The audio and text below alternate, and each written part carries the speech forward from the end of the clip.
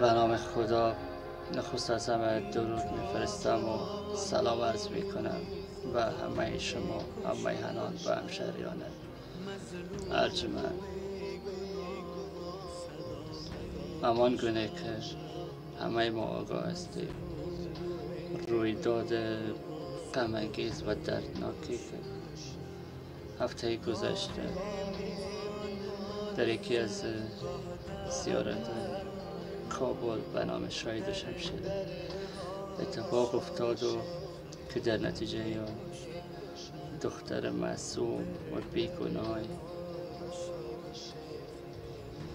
به نام فرخنده توسط چند تن از افراد اوباش، گلگرد، خیابانگرد و افراطی به شکل وحشیانه و غیر انسانی به قتل رسید و جام شهادت را نوشید. این افراد اوباش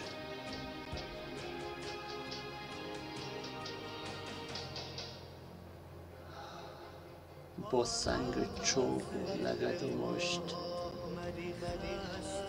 جان فرخنده را گرفتند و بعد جسدش را به رودخانه انداختند و آتش کشیدند و آتش زدند.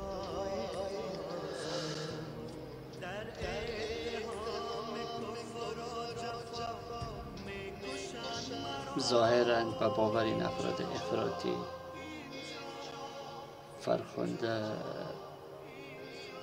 گویا و مقدسات دینی و قرآن کریم اهانت کرده و برگه های از قرآن را آتش کشیده، در حالی که برای همه ما واضح شد که فرخنده آنجا رفته بود تا با اون مجاورین و اون تعویض دهنده هدایت کند و توصیه کند که دست از این خرافات کاری بردارید و فریب ندهید و پول مردم را زیر نام این و آن نگیرید. ولی اون مجاور و اون تعویض نویسای وحشی به بهانه این که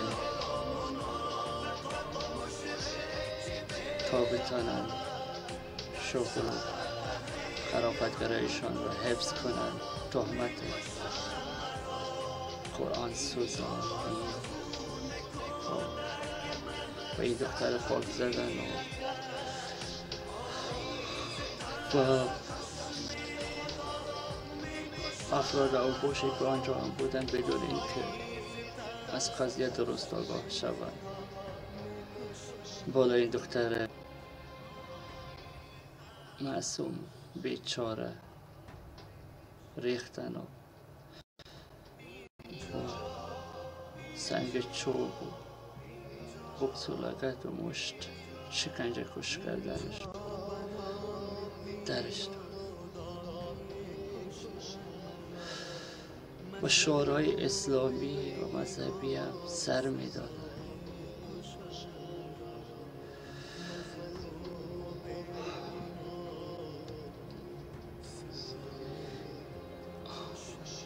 این رویداد دردناک همه کشور را به شدت تکان داد و بیش از 90% از هموطنهای ما این حادثه غمگین را به شدت نکوهش کردن، سرزنش کردن. ولی بازم چیزی که دردناکتر ادعای این حرکت حیوانی و وحشیانه را توجیه کردن، به ویژه مقام‌های رسمی دولت ما و از همه دردناکتر که چهره شناخته شده و مذهبی کشور ما آقای ایاز نیازی همه حرکت را توجیه کرد و و دولت هشدار داد که دنبال عاملین و قاتلین نباشد، وگرنه به قیام مردمی رو برآورد. من پیش از اون به شخصیتشان خیلی احترام داشتم ولی واقعا تأسف میکنم که اشخاص روحانی و مذهبی کشور به جای اینکه راهبرد درست را نشان بده مردم را هنوز تحریک میکنه. پرسش من از کسایی که این حرکت را توجیه میکنند این است که مگه نمیدانید دین ما بر پای عدالت و اخلاق استوار است؟ آیا آن گونه با شکنجه و عذاب کش کردن آن دختر عادلانه بود؟ آیا در دین ما نظام مراجع عدلی قضایی وجود نداره؟ آیا در دین ما پیگیری نمیشه، بررسی نمیشه؟ همین بررسی پیگیری مجازات میشه. اول این که اون دختر به هیچ وجه اهانت و مقدسات دینی ما نکرده بود، همه چیز واضح شد. اون یک تهمت بود و بالفرض اگر اهانتی را میکرد یا جرمی را مرتکب میشد یا گناهی را مرتکب میشد یا هم مرتد میشد به باور شما، بازم امین کنه باید مجازات میشد. شما چرا بدون از این که موضوع بررسی شود، پیگیری شود، حداقل وقت داده شود که اون دختر چی میخواد بگوید؟ آیا واقعا همین کارو کرده؟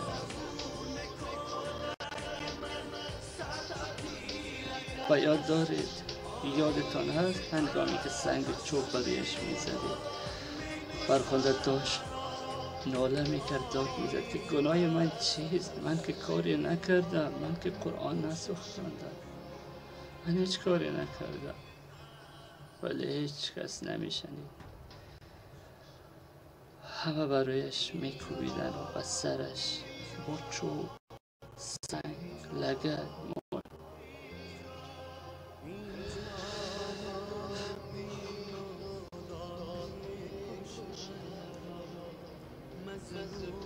شما از دین اشتباه برداشته است. دین ما نظام دارد، مراجع ارگان عدلی و قضایی دارد.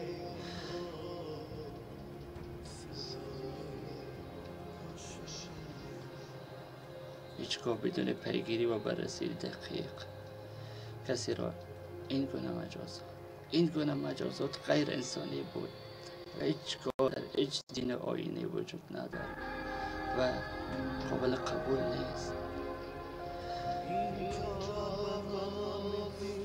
فرض کنید که اگر به جای فرخنده خواهر یا مادر و دختر یا همسر شما بازم همین کارو میکردید؟ نه، چون یک بانوی ضعیف را جلو پایتان افتیده این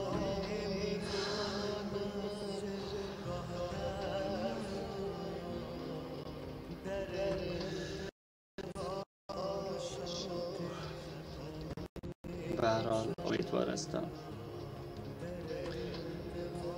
عاملین و قاتلین فرخنده را هرچه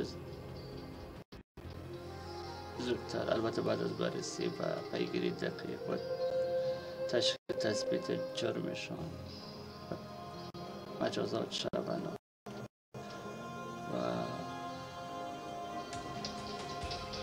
و سزای اعمالشان برسند تا باشد درسی برای کسایی که دیگه هرگز دست بالای یک بانو، یک زن و ناموس کشور بلند نکنند.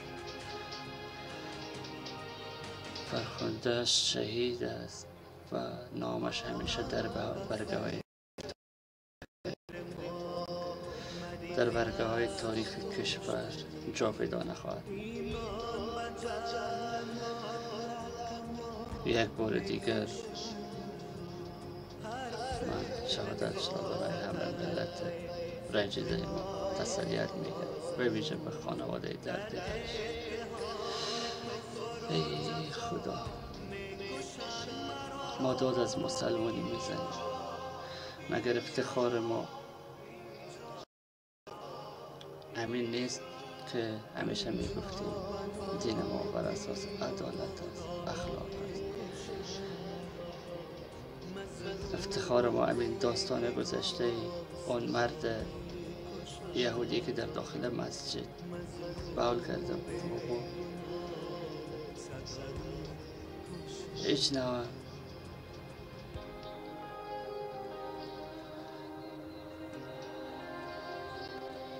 کتک زنی و مشت زنی رو برو نشد، بلکه با رفتار اخلاق احمدی پیامبر برایش هدایت داده شد که اینجا جایی نیست.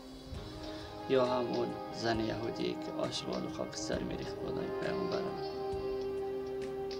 این است افتخارات ما، نه این که ما یک بالا یک کس برسیم بدون این که از موضوع آگاه باشیم یا بدانیم که قضیه چی است.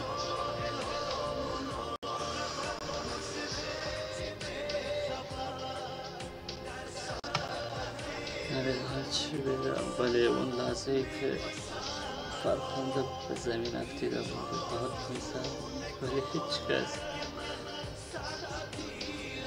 پشت رو گوش نمیکرد، اجازه نمیدادن، بر رویش میکرد. آخر این نامرد چطور جرأت کرده و صورت و بدن یک بانو ناموس کشورت این گونه با سنگ چوب و مشت و لگد بزن؟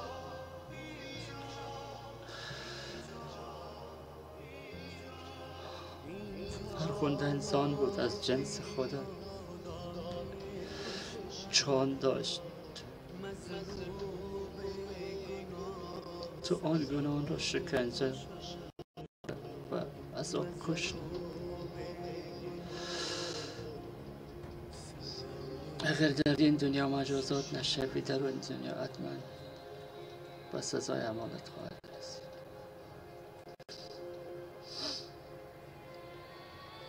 من خیلی احساساتی شدم، نمیدانم چطوری احساسات من. خیلی حرفا برام گفتن داشتم، ولی همه چیز از پیشم رفت. به هر حال بازم میگم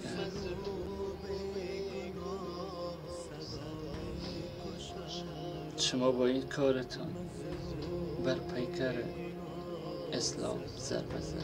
فکر میکنین خدمت کردید؟ نه، شما از اسلام چهره وحشت و دهشت و جهانیان به نمایش میگذارید. جهانیان نمیگن که این کار توسط چند تا افراد او باش صورت میگن دین اسلام این گونه است، دین اسلام نظام ندارد، مراجع پذیر قضایی و با انسان ها به ویژه خانم ها این گونه برخورد و رفتار میشه. همش به خاطر کارهایشون. من واقعا متاسفم تک تکیشون.